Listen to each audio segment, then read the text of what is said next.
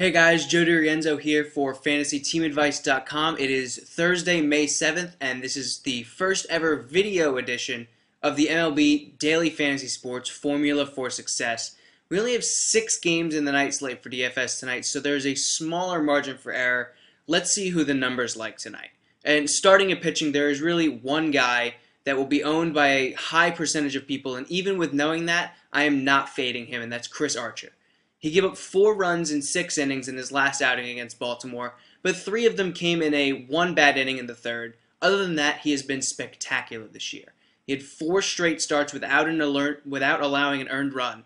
Before that Baltimore start, he had 42 Ks in the 38 and a third innings he's pitched so far. Opponents are batting 176 against him, and he's only walked 10 guys. Meanwhile, he faces the Texas Rangers today. Texas has the second lowest batting average in the league at 225. And their current lineup has a career 224 batting average against Archer in the 49 at-bats they've had against him. It's an all-around ideal play, and with Archer's high strikeout upside is a potential slam dunk opportunity in DFS. If you're looking for a slightly cheaper option at pitcher, Dan Haren against the Giants is a good-looking play. The Giants have the 3rd fewest runs scored this year at just 3.14 per game, and Haren has not allowed more than 2 runs in all but one of his starts this year, and he hasn't allowed more than 4 hits yet in a game. The strikeout totals aren't going to be massive, but in just a 6-game slate, with a lot of pitchers with a lot of question marks surrounding them, Haren is a very consistent guy and a pretty solid play if you're looking for a second pitcher on a site like DraftKings.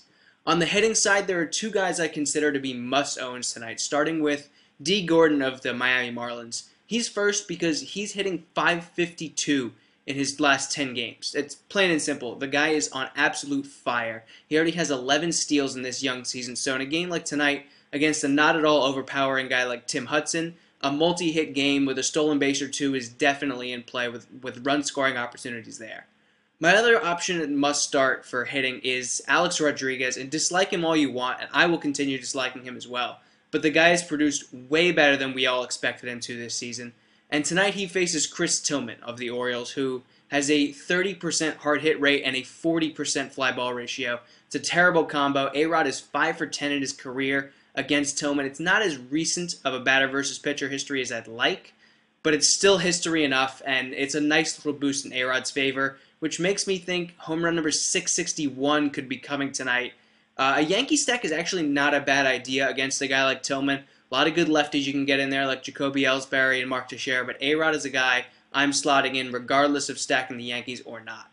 And finally, we'll close out today with a value play at hitting, and I like Houston catcher Jason Castro.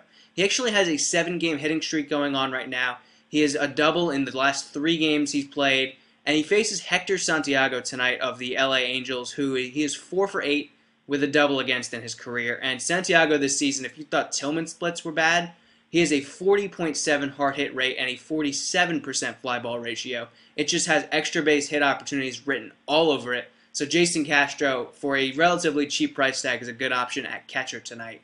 That'll do it for today's MLB DFS Formula for Success. If you have any questions, you can ask me on Twitter at PF_Flyers14 for all you Sandlot fans out there, or head over to the Fantasy Team Advice forums for help as well.